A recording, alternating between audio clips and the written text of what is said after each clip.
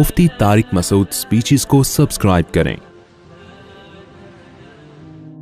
सूरह अल-हक़्क़ा की आखिरी आयत अल्लाह ताला फरमाते हैं कि हमें मालूम है तुम में बहुत से लोग इस कुरान का इनकार करने वाले हैं, इस कुरान को नहीं मानते। व इन्नहु लहसरतुन अलल काफिरीन, लेकिन जो इनकार करने वाले लोग हैं ये कुरान क़यामत के दिन उनके लिए अफसोस का ज़रिया बनेगा। आज तो खुश हैं, कल अफसोस करेंगे। जो लोग भी किसी भी हक़ बात का इनकार करते हैं, अपने आप को भी बेवकूफ़ बनाते हैं, सामने वालों को भी बेवकूफ़ बनाते हैं। दुनिया में उनको कुछ पजीराई, कुछ मकबूलियत मिल जाती है, लेकिन इस आयत से हमें पता चलता है कि आखिरत में उन्हें अपनी इन हरकतों पर अफसोस होगा।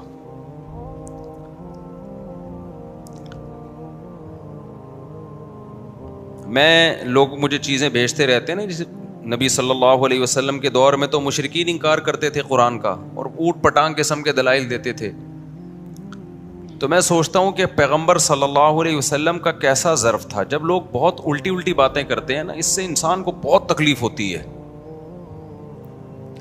और उसमें लोगों में वो कन्फ्यूजन भी पैदा कर रहे हों। 2 और 2 4 की तरह कुछ चीज़ें क्लियर होती हैं, लेकिन अब हर चीज़ में, जब से ये सोशल मीडिया आज़ाद हुआ है, हर चीज़ में कन्फ्यूजन पैदा की जा रही है।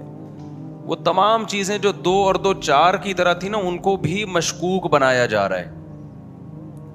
तो मैं जब ये आयतें पढ़ता हूँ, मैं कहता हूँ हमें जब इतनी अज़ियत होती है, इतना टेंशन होती है और गुस्सा भी आता है कि यार ये क्या कर रहा है ये आदमी।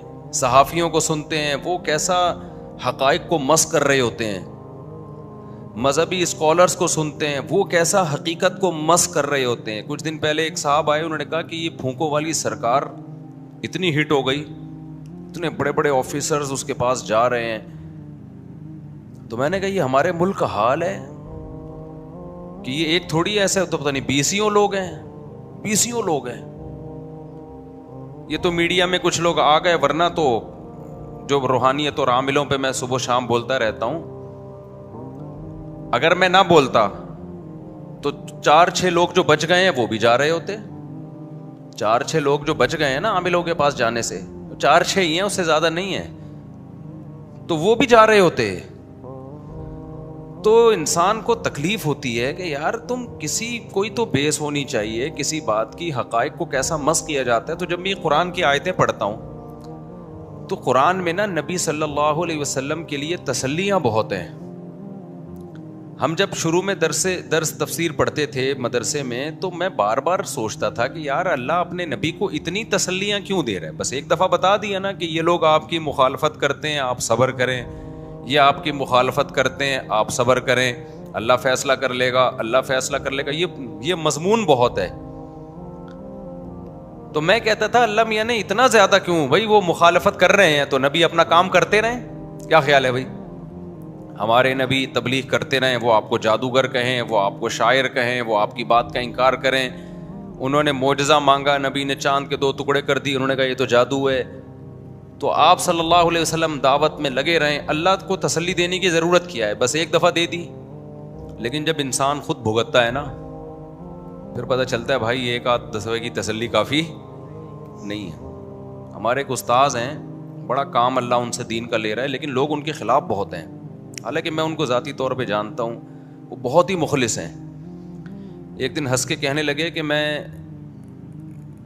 जिस इखलास से मैं काम कर रहा हूँ ना, लोगों की समझ में नहीं आ रहा कि इतना भी कोई मुखलिस हो सकता है, और हकीकत यही है। तो इसलिए लोग मेरे खिलाफ हो गए कि यार ये कुछ साजिश है। मूसा अलैहिस्सलातु वस्सलाम जो थे ना, वो बहुत दूर जाके नहाया करते थे, गुस्ल किया करते थे, क्योंकि आपकी तबीयत में हया बहुत ज़्यादा थी। अपनी कमीज़ भी किसी के सामने नहीं उतारते थे, बहुत ज़्यादा हया थी। तो जो फसादी लोग थे उन्होंने कहना शुरू कर दिया इनके जिस्म में कोई बीमारी है, बरस की दाग वाग पड़े हुए हैं, इसलिए ये इतना ज़्यादा पर्दा करते हैं, इतना दूर जाके नहाते हैं कि एक जिस्म का हिस्सा भी नज़र ना आए। हालांकि वो तो शर्म व हया की वजह से। तो हज़रत मूसा को कितना गुस्सा आता होगा ना कि जो चीज़ मेरी तारीफ़ की थी वो इन्होंने क्या बना दी। क्योंकि बनी इसराइल का मेंटल लेवल ही नहीं था कि किसी में इतनी हया भी हो सकती है कि मर्द हो और उसको कुर्ता उतारते हुए भी शर्म आए लोगों के सामने। لوگوں کا مزاج ہوتا ہے نا, بعض لوگوں کو بہت زیادہ حیا ہوتی ہے ان میں. تو اللہ تعالیٰ نے کیا کیا, اللہ تعالیٰ نے موسیٰ علیہ السلام پہ جو الزام لگ رہا تھا نا کہ ان کا جسم خراب ہے اندر سے, یہ اتنے چھپا کے رکھتے ہیں اس کو, نہاتے بھی بہت دور جا کے ہیں, کسی کو ذرا بھی باڈی نظر نہ آئے, تو اصل میں اندر سے معاملہ کیا ہے, خراب ہے, داغ واغ ہیں اور کوئی بیماری ہے ان میں. اتنا زیادہ انہوں نے پروپیگنڈا کیا نالائقوں نے کہ قرآن میں اللہ تعالیٰ نے فرمایا کہ فبرأہ اللہ مما قالوا, اللہ نے موسیٰ علیہ السلام کو ان کے الزامات سے بری کر دیا. بخاری میں حدیث ہے کہ موسیٰ علیہ السلام کہیں دور جا کے غسل کر رہے تھے اور اپنے کپڑے اتار کے رکھے انہوں نے پتھر پہ, تالاب میں چلے گئے, پتھر کپڑے لے کے بھاگ گیا. بخاری کی حدیث ہے, پتھر کپڑے لے کے اللہ نے حکم دیا پتھر کو بھاگ جا بھائی تو. موسیٰ علیہ السلام باہر نکلے تو پتھر مارکیٹ سے شارٹ. موسیٰ علیہ السلام نے دیکھا پتھر آگے آگے جا رہا ہے نا, بھاگ رہا ہے, حضرت موسیٰ پیچھے پیچھے دوڑ رہے ہیں. تو پتھر حضرت موسیٰ علیہ السلام کو آبادی میں لے کے آ گیا, جہاں بنی اسرائیل جو فسادی لوگ اس طرح کی بات سارے نہیں کر رہے تھے, کچھ لوگ کر رہے تھے. انہوں نے حضرت موسیٰ کا جسم دیکھا تو حدیث کے الفاظ ہیں کہ سب سے خوبصورت ترین جسم موسیٰ علیہ السلام کا. یعنی وہ حیران ہو گئے, کیا اللہ نے ان کو ایک فٹنس ہوتی ہے نا, یہ والے باڈی بلڈروں کی فٹنس نہیں جو اسپیڈ بریکر نکلے ہوئے ہوتے ہیں یہاں سے, اس کو لوگ سمجھتے ہیں کہ یہ حسن ہے, یہ کوئی حسن نہیں ہے. اللہ سب سے زیادہ پیغمبروں کو حسین بناتے ہیں. نبی صلی اللہ علیہ وسلم کا سینہ اور پیٹ برابر تھے, ایسا نہیں تھا کہ یہ سینہ نکلا ہوا ہے اور کمر بالکل یوں کر کے اور یہاں سے کٹس اور یہاں سے کٹس. یہ تو میں کسی باڈی بلڈر کی مذاق نہیں اڑا رہا, لیکن یہ کوئی نیچر نہیں ہے, یہ تو عجیب سے باڈی ہوتی ہے. تمیز کا آدمی ہونا چاہیے, پیٹ نہ نکلا ہوا ہو, ہائٹ ہو, سینہ تھوڑا چوڑا ہو اس کا, گول سے بازو ہو, اس کو فیٹ ویٹ نہ ہو, یہ یوں کر کے جو سینے لٹک رہے ہوتے ہیں لوگوں کے, تو نارمل ہونا چاہیے. یہ تمام پیغمبروں کو اللہ نے حسن و جمال دیا ہے, مضبوط تھے وہ تمام پیغمبر. موٹی اسکن نہیں ہونی چاہیے, جیسے ہوتا ہے نا آج کل اتنا, جیسے لوگوں کے, بعض لوگوں کے, سب کی بات نہیں.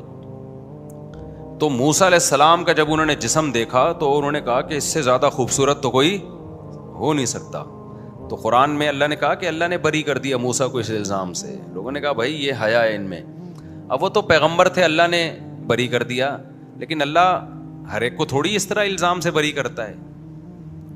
تو میں نے طلبہ کو ایک بات کہی, میں نے کہا دیکھو اس دور سے یہ فسادی لوگ ہر عمل کی الٹی تعویل کرتے ہیں, ہر عمل کی الٹی تعویل. آپ کوئی بھی اچھا کام کرو کیڑے نکالیں گے بیٹھ کے. ہمارے جامعۃ الرشید میں تو ایسا بہت ہے. جامعۃ الرشید جب کوئی کام کرتا ہے نا, ابھی یعنی 14 اگست منا رہا ہے تو اب یہ حکومت کے پٹھو ہیں, یہ حکومت کو, میں نے کہا یار ان کا حکومت سے کیا لینا دینا, ملک کی محبت پیدا کرنے کے لیے کر رہے ہیں, ملک تو ہم سب کا ہے نا, تو کچھ اچھا سوچ لو. بولے یار ملک کے لیے کر رہے ہیں تاکہ ملک بچے. ملک, ہمارے جامعۃ الرشید کے بڑے ایک بات کہتے ہیں کہ ملک اگر گیا نا تو نہ اس کا فوج کو کوئی بڑا نقصان ہوگا, نہ عدلیہ کو کوئی بڑا نقصان ہوگا, نہ اسٹیبلشمنٹ کو کوئی بڑا نقصان ہوگا, نہ ہمارے سیاسی لیڈروں کو. یہ سب ان میں جو بڑے بڑے لوگ ہیں پتلی گلی سے نکل جائیں گے. پسیں گے ہم, سب سے پہلے دینی مدرسے پسیں گے, پھر اس کے بعد عوام پسے گی, اور جو متوسط طبقہ ہے نا ایسی لاشیں بچھیں گی جو آپ کو پتہ نہیں ہے. جب ملکوں میں بغاوتیں کامیاب ہوتی ہیں یا بغاوتیں ہوتی ہیں یا دوسرے ملک حملے کرتے ہیں تو ہوتا کیا ہے, سمجھتے ہو کہ نہیں سمجھتے؟ تو ایک چیز کو اچھا وے میں سوچ لو کہ یار شاید یہ, لیکن ہر چیز کو قوم کا مزاج, اور یہ صحافیوں نے جو آ رہے ہیں ٹیلی ویژن پہ, جو مختلف اینکرز آ رہے ہیں, کچھ اچھے بھی ہیں لیکن ایسی کھچڑی پکا دی ہے جب ہم سنتے ہیں نا تو نیندیں اڑ جاتی ہیں. جس کے دل میں تھوڑا سا بھی درد ہوگا وہ تو سوچے گا نا یار یہ قوم کو کدھر لے کے جا رہے ہو.